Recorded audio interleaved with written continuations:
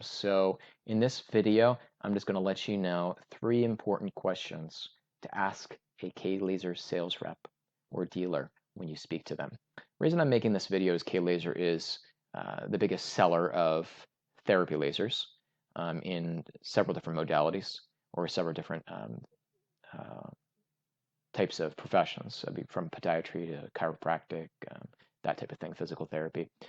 So they spend a lot of money on marketing and advertising. But a lot of people or practitioners don't really know how to discern this brand properly. And why that's important is if you ask the right questions, you know how to read the specs properly, you can make an apples to apples comparison. If you're confused by that and you just want us to do all the work, myself and distributor, we sell every brand, new and used. You can just go to comparelasers.com, put in what brands or models you want us to compare, and we'll actually make that apples to apples comparison for you. We've worked with every device over the last 15 years out in the field with practitioners. So we know everything inside and out. But anyways, back to K-Laser. So what are the questions?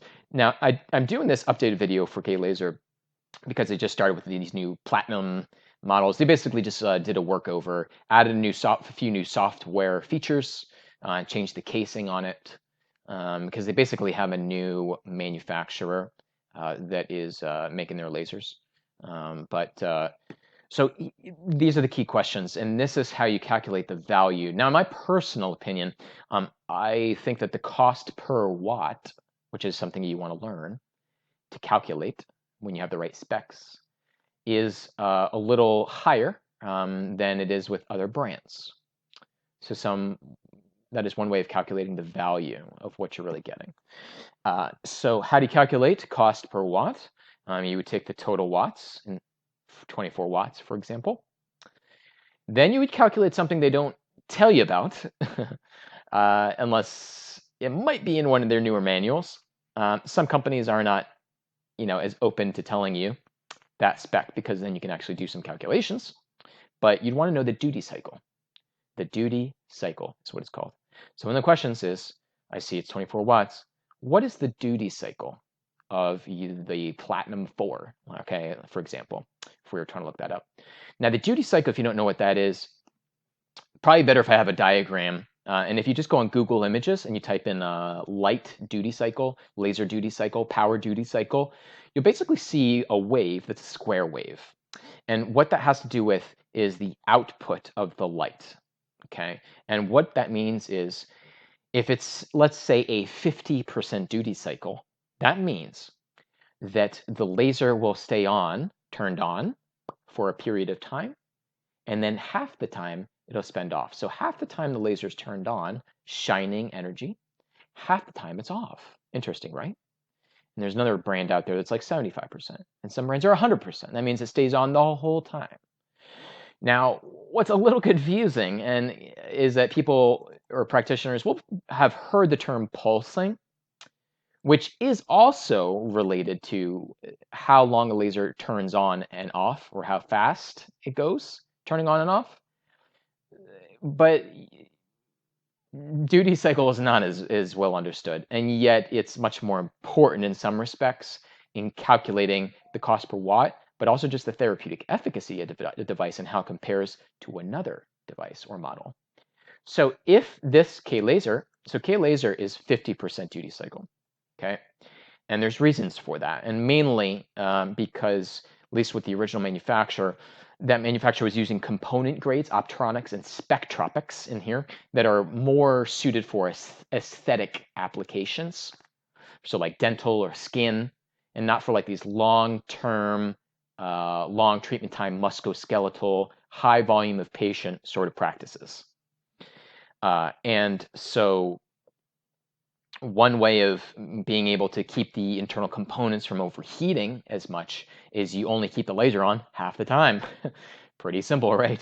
And then of course you don't have to spend as much on the spectropics and optronics as well, which is another aspect. So if you had 24 watts and it was 50% duty cycle, really, if you then knew that there was multiple diodes in the device and it was distributing that total power amongst these multiple diodes, you'd of course want to start with the right number before you got those calculations. So Mr. Sales Rep, Mrs. Sales Rep, what is the duty cycle? Oh, it's 50%. Okay, so really I have to take 12 watts and distribute amongst those. Whoa, what's the price of this device, of this model? Exactly. So they're not going to, on here advertise, hey, it's a 50% duty cycle. That means that really you have to take your 24 and divide by 2. Oh boy, that makes it sound really good on a marketing level. Sarcasm. So really that's where you start. Some would say that's deceptive and misleading advertising. Maybe it is. I'm not saying it is. I'm just helping educate you, the consumer. And keep in mind, we do sell key lasers. So you're hearing from a person that's pretty unbiased. And I do sell many other brands as well with my distributor. So then your next question, Miss or Mr. Sales Rep, I see you have 3 different diodes. Now, don't even bother asking this question because I'll just tell you. This is an aiming beam, okay? It's not a therapeutic red diode. This is just for aiming purposes. So, because these are invisible wavelengths, okay? So they'll try to get you on the whole, and we provide therapeutic red wavelength. Isn't that great? There's lots of studies on red wavelength. That's absolutely true. But it's at such a low power, it's not really therapeutic because it's a aiming beam.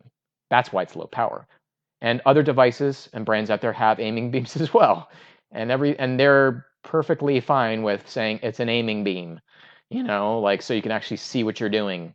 But with K-laser, it's, oh, we've got this, we've got another therapeutic red, diode. And it's, okay. Well, if that's the case, what's the power level of that? Now, when you do ask the level of what's the power of this diode and this wavelength, what's the actual distribution, basically? The power distribution? Depending on the rep you're talking to or the dealer, you'll get mixed answers. Okay? So first off, why are we getting mixed answers? Okay, asking a straightforward question like that. And I would suggest you call back a few times, and you'll see that you might get some mixed answers as well. So what am I saying about mixed answers? Some dealers and distributors and some of the doctors that have aligned themselves with being the educators for this company will say that, oh, no, we have a 24-watt 980, a 24-watt 915, and a 24-watt 810. Oh, really? So then if that's the case, if that's the answer, you say, well, I'd love to see from your manufacturer, just a little spec sheet that's showing the specs of each of your diodes in that laser. So I can see for myself what is the actual, what's going on with each of those spectropics, okay? I've also heard that, no, here's actually the breakdown of the 24. And I don't even remember at this point, this was like 2 years ago. Let's say it was 8 watts at 980 and it was like 6 of this and it was, anyways, it was some kind of breakdown, which is really truer to the case. Took a lot of research, but that's essentially what I eventually found out was that it was really, it was an actual breakdown of, single digits. It was like a 6 and an 8 or whatever it was. It was not a full power diode of each of those, which would be very costly for the company to actually produce, which is one reason why they definitely do not have that in there. And that's another side point, by the way, with other companies that offer multiple wavelengths. They're doing the same thing if it's fixed. If it's a fixed multiple wavelength, what do I mean by that? That means that this 980 power in here, you're not changing that. If it's, say, 7 watts of 980, it stays 7 watts. You have no control over that. It's fixed, okay? It's 12 watts, as we know, right? Actually, not 24. Distributed over these, and those numbers never change. Now, 2 companies, Aspen Laser Systems and Diawave, have a dual that offers an ability to adjust the power level between both diodes, okay? And that's like they have a 20, they have a 30. In those cases, if it was a 30 dual adjustable with those 2 companies, what that means is that you can separately adjust, since there are 2 30-watt diodes in there, which is much more expensive, you can separately adjust the power from 30 all the way down to 1 on each of those separate wavelengths. Now with other companies, like cutting edge lasers, okay, or light cure, or K-laser, they're fixed, okay, they are fixed. You cannot adjust them. And that's less costly for them because if I don't remember the number, but I'm giving you an example. If it was, say, 7 watts of 980, then they're not going to put a 24 or a 12 watt or whatever diode of a 980 in here. They're going to probably put a 7 or an 8 watt diode. Do you see what I'm saying? Because that would be a lot of extra money to put a stronger diode in. If it's fixed, there's no point in doing that if it's only going to put out 7 anyways. So basically what you find in the spec sheet is that you have different powered diodes, different strength diodes for each of these, as we would expect to see. So those are the questions really to ask. Is there any other question besides this? No, that's pretty much it. So I don't even know if that was 3 questions. But when you do ask those couple questions, that allows you to then figure out the actual output power from the handpiece. Actually, there was a 3rd question. Now I remembered. So the other question is, hey, multiple wavelengths, that sounds great and all. And in your marketing, you definitely make it sound like, same with cutting edge lasers and same with light cure as well. You make it sound like if I shine multiple wavelengths, it's going to behave differently in the tissues, and this is going to lead to better therapeutic outcomes. Is this a theory, or is this a proven fact with multiple third-party clinical research studies? Or if they're not even third-party independent, do you have a series of clinical studies that I can look over that were testing the therapeutic efficacy of multiple wavelengths shining on tissue at the same time with your millions and millions and millions and millions of dollars that you've made? Do you have any studies like that? So I'll let you do that homework. Although I will tell you, I wouldn't necessarily waste your time asking that question. I know, surprising, right? With all that money that's made. But you'll find that, and you'll actually find that with the other companies as well. So that just became basically a marketing tactic to shine multiple wavelengths on tissue. And it stayed a theory. Nobody's ever actually studied to see if it's actually improved efficacy by offering multiple at the same time. So you have to wonder now, right? Multiple wavelengths shining on tissue, that's been around actually years. And there's also been plenty of money that has accrued with these various companies that I mentioned offering multiple wavelengths. You would think that somebody, or even a collaborative effort, which would have been a wise idea, would have actually tested, does this actually deliver superior therapeutic outcomes? Wouldn't you think that? And yet still to this day, I don't know of anything out there that's actually showing, for example, oh, I've got a 25 or I've got a 30 watt 980 laser, single 30 watts delivered, 100% duty cycle on a 980 as one example. And we're going to compare that full 30, we're going to compare it to a 24 with these 3 wavelengths. And we're going to see what's the better therapy outcome for foot pain, I don't know, or some sort of knee condition. You would think, again, that something like that would have been done, but it has not. And if you get deeper into learning the physics, the biophysics of how light behaves in tissues, without even doing a study like that, even though I think these companies should do it for many reasons, without necessarily doing that kind of study, you can come to enough of a conclusion to realize that basically, at the end of the day, what is most important is good quality optronics and spectropics and a good cost per watt, getting a good amount of power delivered through a single wavelength, so you get a good amount of joules and tissue penetration versus distributing and splitting up that power. And again, factoring in what's my cost per watt in doing that. is this particular device a good value? And I'm usually a fan of, my gosh, if you can get a 30-watt laser right now, a full 30, for the cost of something that's being split up into multiple wavelengths, that's theoretical, that's actually less than half the power, around the same price, my gosh, let me have that 30-watt. And folks, that's what I'm actually saying.